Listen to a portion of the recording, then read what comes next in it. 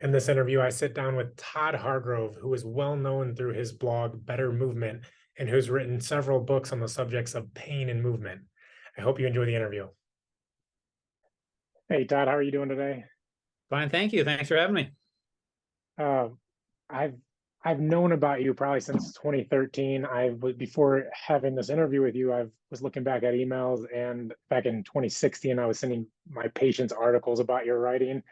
You've written extensively on pain and movement and the mind-body integration, how the whole body works in relation to pain. And I love it all. I learn something every time that I read your stuff.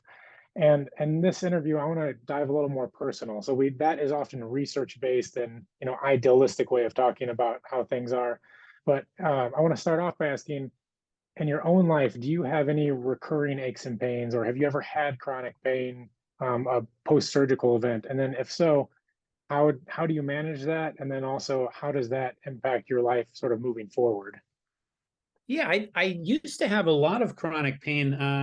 When I was in my 20s, I used to be a lawyer, and I started getting some pain in my neck and my back when I was in law school. And then it got bad enough when I was a lawyer that I was like, wow, this is really impacting my life. I didn't know this was going to happen to me, or wow, I can't believe this. And that's how I got into all this stuff. I started kind of like studying exercise and yoga, and this is way back in the early 2000s. There wasn't as much information available online, but I kind of looked at what I could find and looked at functional training, and I was reading physical therapy Hmm. textbooks and Pavel Gosh, Tsatsouline and Gray Cook and yes. Mike Boyle, and looking at yoga stuff and Feldenkrais, and applied a lot of what I was, what I kind of thought at the time was that good movement, better biomechanical movement, which I really wanted to improve to get better at sports because I was playing a lot of squash and I wanted to get better at squash. That I've was kind of played, interesting. oh my gosh, sorry for cutting you You off played there. I've squash? I've played squash for years. That's where my last clinic was. And that, I mean, I think squash is incredible for movement. But Yeah, isn't it the sorry for worst cutting, game in the world? I mean, where did you play?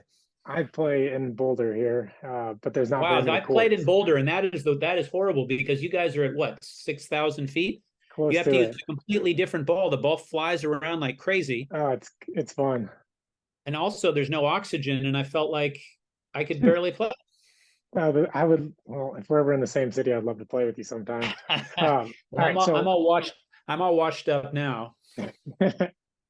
now, did that, as you learned about all that stuff, to help your neck and back pain? Yeah, yeah. So it helped a ton. So I was like, this is the biggest problem in my life. This is a very big problem, and hopefully it's not just going to get worse and worse. And I thought, oh no, I've gotten older, and this is a one-way street into decrepitude. And then I ended up feeling much better, Hmm. almost like wiping it out within a few years. Something more kind of like something that comes back, or it was like so much improvement that I was thrilled. And I was like, well, I need to help other people with this for sure. And it's such an interesting topic that I quit being Were you a lawyer. surprised how long it took? Were you Well, expecting I'd it say to I be, made steady progress. I didn't have a yeah, okay. situation where I was like, okay, I'm in a lot of pain and now it's gone. But I Yes. just like made steady progress over years. Hmm. Definitely fast enough that I wasn't, uh, thinking that what I was doing wasn't helping.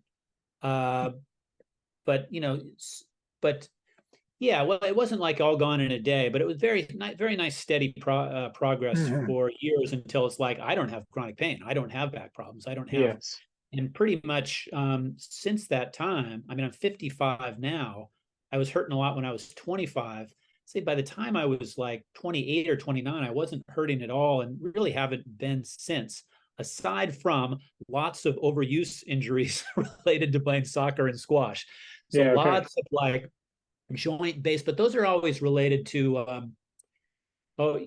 heavy levels of activity. So I'd say I'm pretty Yes. sensitive to getting these overuse activities, but they're easily managed by just stop doing the thing that hurts. Hmm. Which Do is you think annoying because those I could be want to. mitigated with strength training, or, Yeah, I don't yeah, know, and I better did all kinds of. biomechanics I've deep in the done ranges, all or, of my tricks to try to help with and it those things. doesn't, it's, yeah, okay.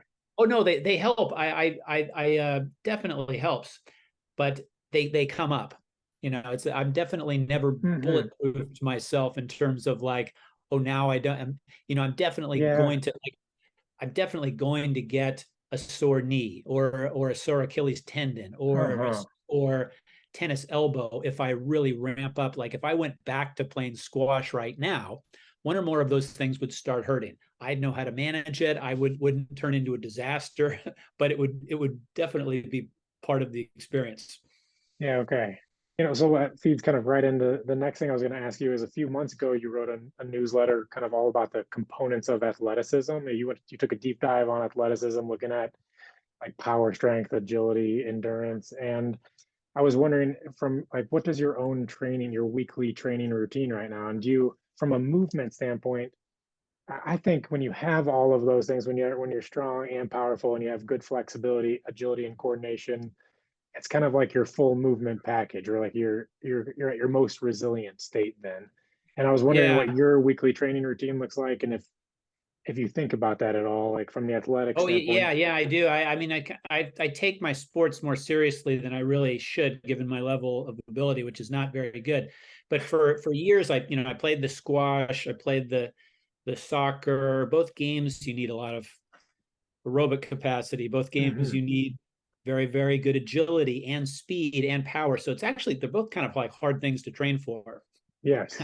And also you need to injury proof yourself. So I mean, I guess I think probably a pretty conventional approach to I'm not a strength and conditioning coach, and I'm just kind of like an amateur and kind of thinking about these types of things. But I would follow just kind of like a conventional weight training, kind of a functional, probably always doing some sort of a weight training program 2 or 3 times a week that would look something like something that Mike Boyle would recommend, or Greg Cook would recommend, or Mark Verstegen would recommend, or Yes. like your conventional functional training for sports stuff. And I would probably include some kind of plyometric kinds of things that are kind of specific to the sport, like a few jumping things. and Mhm. So you still and do all that stuff?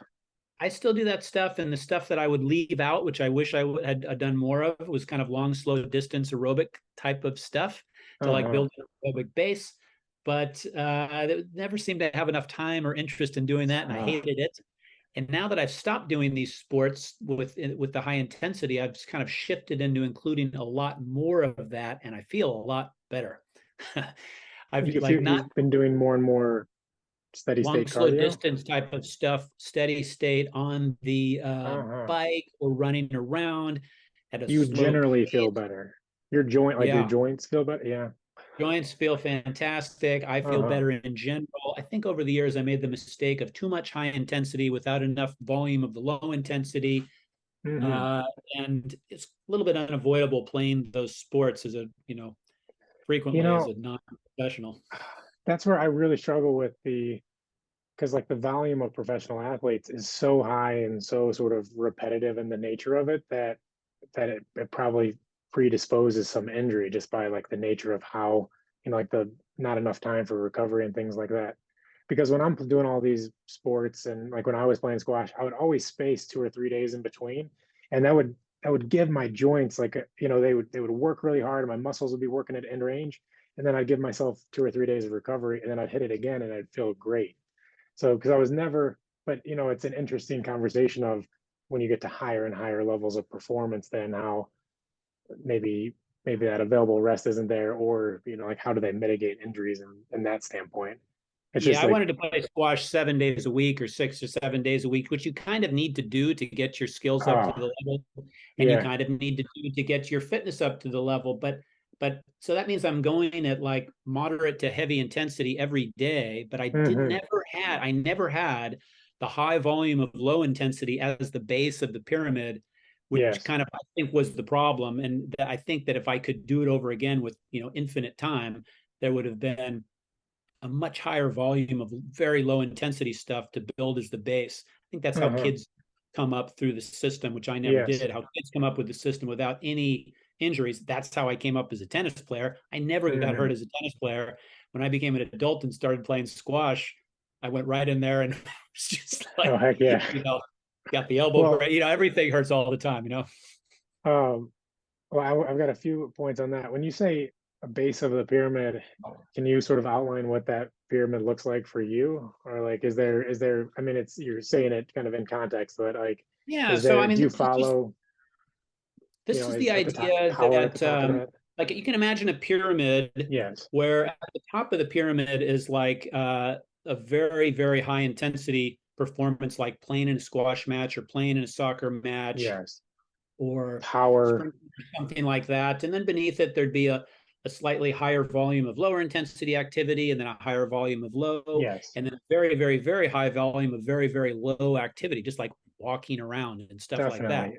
You're I think maybe like that's, completely. Well, that's how I yeah, think about it, at least clinically too. It's like we need to almost like you have to build the foundation first. So like your yeah. stability type stuff are at the bottom of that. Yeah, I like that model of like the way your energy should be distributed for top fitness, and there's kind of like an evolutionary idea to it too. If you look at hunter gatherers, or they engage in a very high volume of low intensity activity, like walking Hmm. around, like walking 6 or 7 miles a day, and then they very occasionally sprint for their life or pick up something very, very heavy. Yes. Now, most of us in the modern world don't have like 4 or 5 hours a day to be kind of moving around. We're just sitting around. We want to take Hmm. advantage of that maybe 1 hour a day that we have.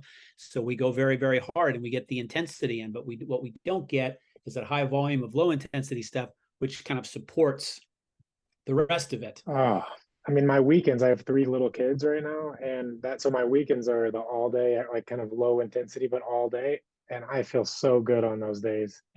Yeah. Because it's, there's this mix of I'm tossing them up in the air, but, I'll hit in the mid 20,000 steps on those days. And there's just something, it's nice that the body feels tired, but it doesn't feel that, quick bulk of strain and then back to sitting at a desk or something like that sort of feeling. So Yeah. I completely Yeah. know what you mean.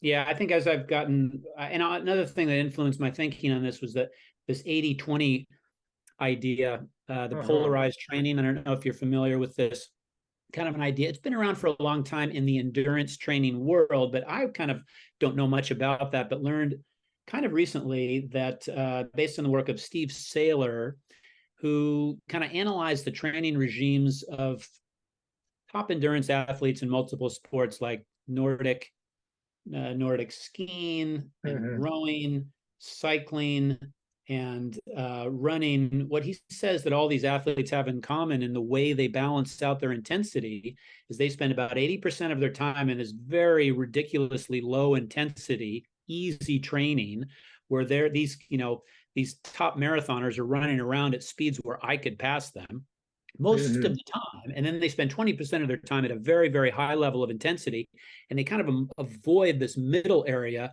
where you're working at kind of like a race pace type of Yes. intensity. But Yes. when the average person goes out for a jog, they gravitate right to that race pace, and they spend all Absolutely. of their time jogging. I know I do. It's just kind of at the natural pace you want to run at, Hmm. medium hard, like the kind of pace that you would probably run at if you did your 5K.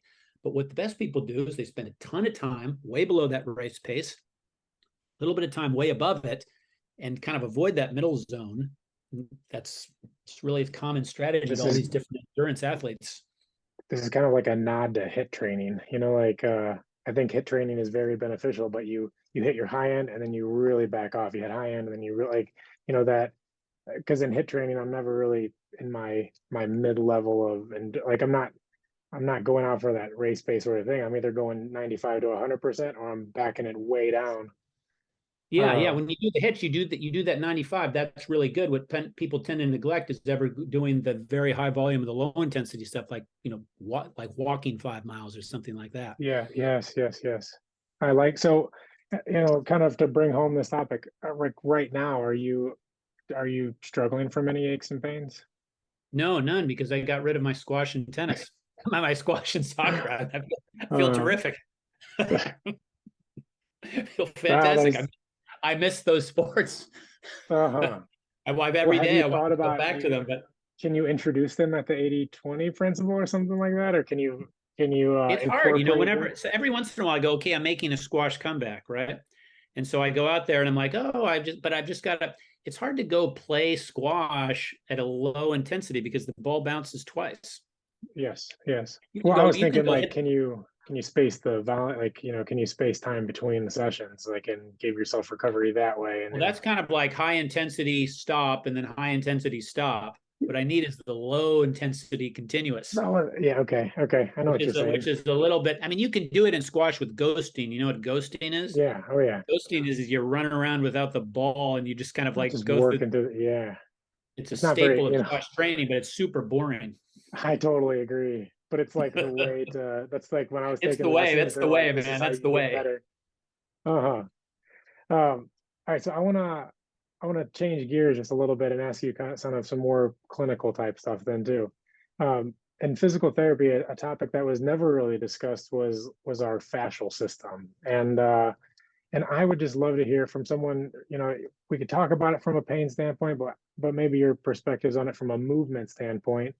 Um, like we cut the fascia out and we never talked about it in gross Yeah, yeah. anatomy, so I'm just curious.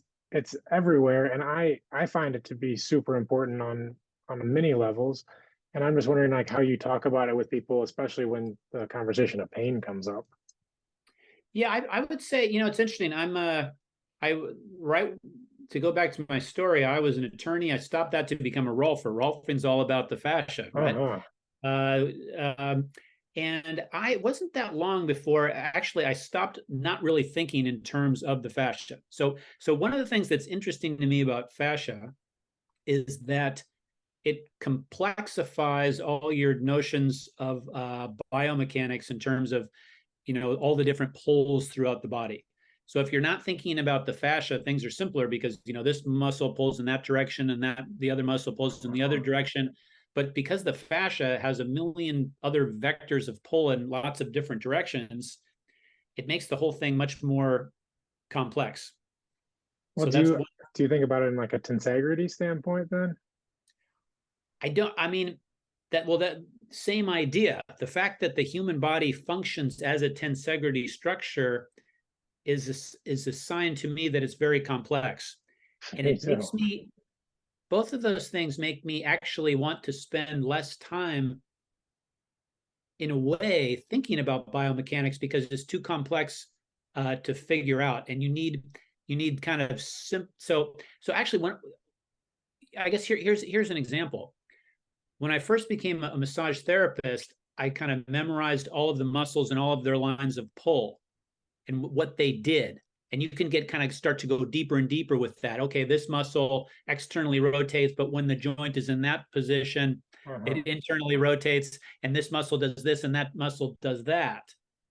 But once you start thinking more in terms of tensegrity and fascia, you're like, wow, man, the real story is a million times more complex than that. But it's more So, fascinating. but fascinating. But you can start to um, kind of have simpler ways of thinking about things. So like when I was working on someone's joint and kind of like, okay, now the shoulder goes into flexion, what muscle's pulling, what muscle's pulling, kind of stop thinking about that and just thinking, hey, what's the feeling of pull from here to here? I'm not thinking about what muscle it is. I'm not thinking Uh-huh. about anything. I'm just thinking if I pull on this, when does that come along for the ride? Yes. If I turn it to a slightly different angle, oh, that changes the line of pull a little bit. And so I'm thinking more about like, well, this is just like trying to stretch out a sweater at different like vectors.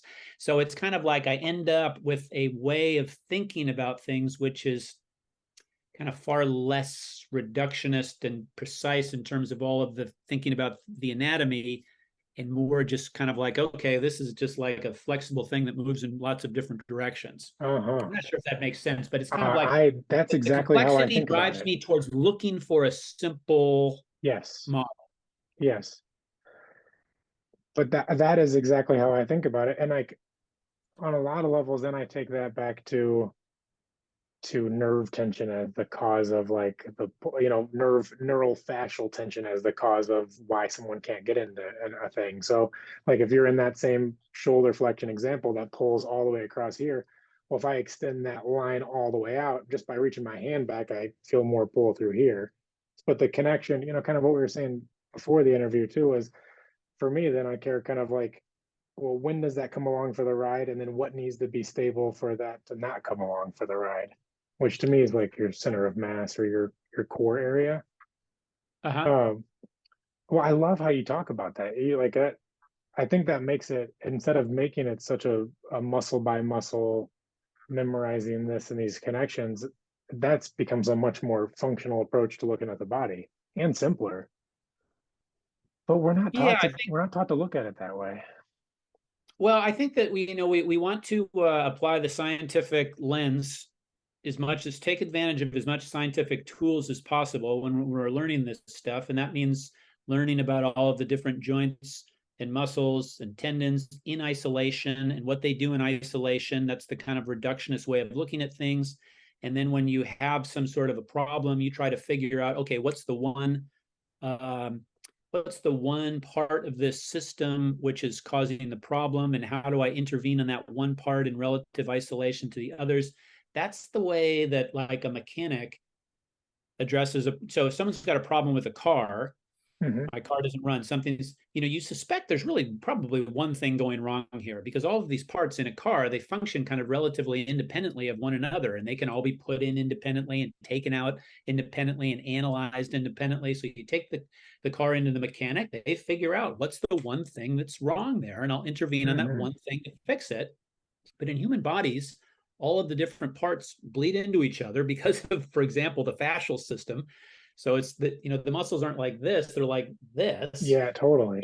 So that model doesn't work anywhere near as well. You can't, there's not just one thing that's a problem. There's the way different things are interrelating to each other. Even if it was, you can't intervene on that one thing. You don't have the measurement tools.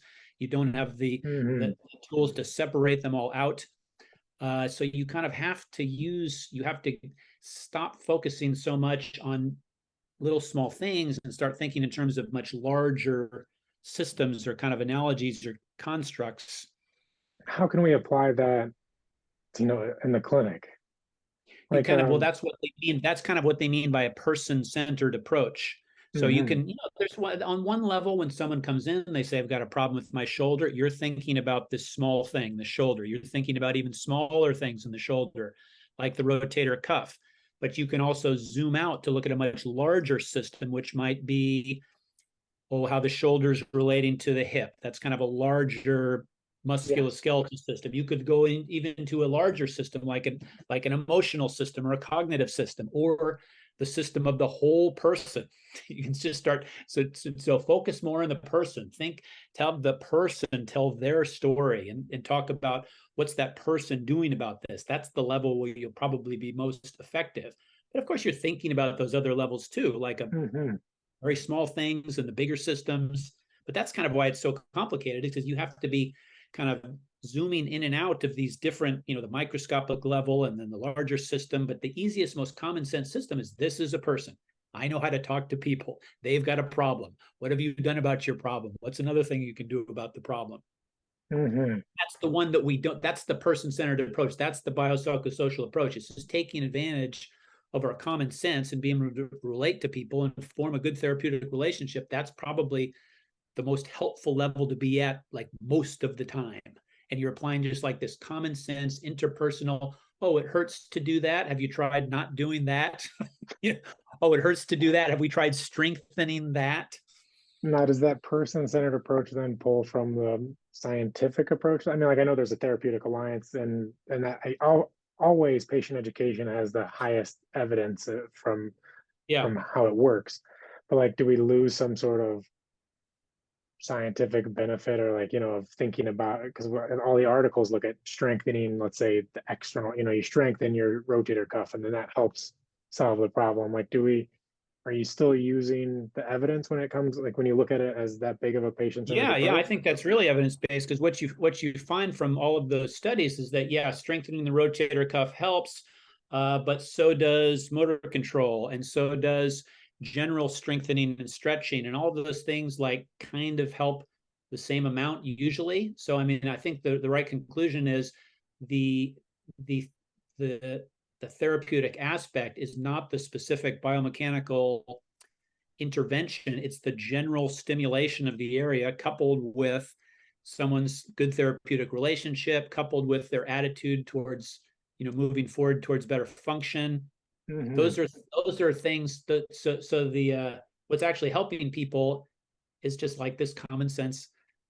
Let's get moving. Let's rest it when it needs to rest. Let's stimulate it when it Yes. needs to stimulate.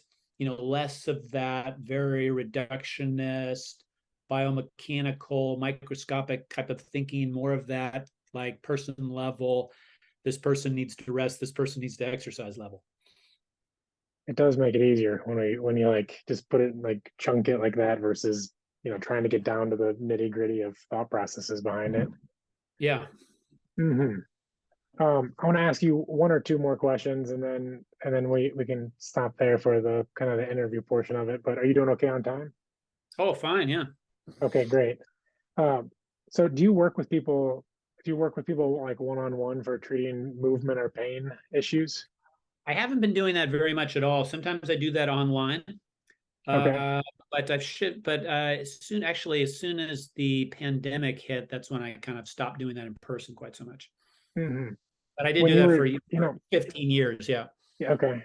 And then like, in your own life with, making sure that like I think about a lot of things as like how can I the longevity of aging, like how can I make sure my physical form is going to be as strong, try to be as strong as I am now as when I am at 70 or something. Do you, when you're working with people or in yourself, are there certain metrics or movements that you're constantly assessing in yourself to kind of give yourself an indication of your performance? Yeah, I don't work with people on like long-term fitness kind of stuff, which should be they're kind of like, hey, if this shoulder hurts, I need to fix that. They're not like, hey, Hmm. Todd, how can I be fit when I'm 70? I am thinking about that for myself Yes, yes. a lot. And I guess I think in terms of aerobic, conditioning, energy system stuff, pretty conventional. There's strength, there's aerobic fitness, and then there's movement patterns, mobility kind of stuff. Hmm. Those are kind of the ways I think. And I'm also like to, thinking of getting good at specific stuff like a golf swing or a tennis swing, but those aren't that Yes, important to help. But I guess they are if you want to do those things a lot. definitely. I mean, that's what it always comes back to, and that's what makes it kind of so hard is well, what's your goal? Um, Yeah. so, but like then on the mobility side, like what are you working on your squat mobility, or like what's the as you dive like a layer deeper into that, do you focus on lunge, like how well you can lunge or your overhead range of motion? Yeah, definitely all those things that you just mentioned, those might be three big ones. Yeah, But okay. those I would normally get through, to be efficient, probably get those mostly through the strength training. So, I mean, you can train all three of those Yes. through, Oh yeah, that's the best way good to do strength it. training, right? And so I would usually, kind of do my strength training with like really strict, good form, full range of motion so that I get the motor control, the coordination, the movement patterns, the range of motion at the same time that I'm getting the strength is kind of like an efficient way to do it. Yeah, I totally agree. I mean, like if you can use resistance to gain mobility, or like, that's how you should go about it. Absolutely. I agree. Um, from probably chatting with a lot of PTs as we wrap up this conversation, do you have any advice for physical therapists or people who are sort of maybe looking at things from that individual, from that microscopic lens, or do you have any feedback? Kind of, what are your thoughts on how we can be doing things better? Yeah, I think that a lot of the people that have my kind of perspective on things, which is kind of skeptical about our ability to use that microscopic scientific reductionistic lens to like figure things out the way a mechanic can figure things out. It's a bummer. It's a bummer Uh-huh. to think that when someone comes in and this says they want a diagnosis. People come, hey, why does this hurt?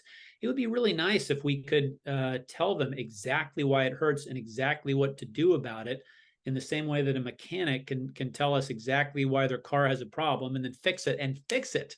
You know, Hmm. it would be nice to be able to fix people, and I think there's a lot of difficulty in acknowledging that it's very hard to fix people. And most of the time, when people, or at least a lot of the time, when people have, especially a chronic pain problem, we're probably not going to know exactly what to do, exactly why it hurts, and exactly what to do.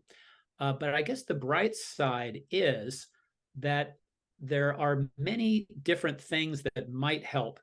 And then therefore, if it's the case that even though, like if someone's shoulder hurts, we don't know whether they should do yoga or strengthen or meditate or or do all these different options. It's a bummer to not know which one of those will work best, but it's kind of good to know that all of those things have at least some chance of working. And whatever it Yes. is that you kind of like to do or find effective, there's a pretty good chance that it is going to be effective with people. And doing that thing really well is something that's worth trying. And so I guess what I I'm saying is totally that agree though. there's many Mhm. potential solutions to a problem. Yes. So that's good news And in a that way. should be kind of like, good news for the PT is There's a bright side to that. Lots of things that you uh-huh. want to try have a chance of working. You just have to be willing to say, okay, that one Hmm. didn't work. Maybe another one will. I like to think in terms of broad categories of stuff that works. Like, did we try resting it? Did we try strengthening it? Did we try coordinating it? Uh, did Yes, we yes, try yes. general fitness? Did we try sleeping better? Did we try eating better? Are But I any of think these where low-hanging fruit? does what I think people might struggle with that is that like a trial and error. I mean, we're almost looking for a cookie cutter type of approach then of Yeah. like, but and because I feel like so that's what science kind of draws you back into. Okay, this variable works, but but I think we're so complex that it doesn't work out that way. Yeah, unfortunately, I mean, when if you take your car into the mechanic, they don't say you wouldn't be happy with the mechanic if they said, "Let's try this for a few weeks and then let's try Yes. that for a few weeks." Uh-huh. But if I've got some sort, that's the process I'd go through if something hurt Yes. with me. I'm going to try Uh-huh. this. This might take a while. But I mean, the Yes. first thing I do is Hmm. rest it. And I figure out whether Totally. it's related to movement, and then I strengthen it, and then That's and I yes. just What aggravates it? just What start takes checking pressure off off the it? boxes, and sooner or later, Uh-huh. hopefully, I get a handle on it. I completely agree. It's been a pleasure talking with you today. Sure Yeah, I thing. think I think Thanks for having me. everyone's gonna learn from this. Yeah, so much, so much. And then I will catch up for just a minute afterwards too. Okay. So thank Okay. you.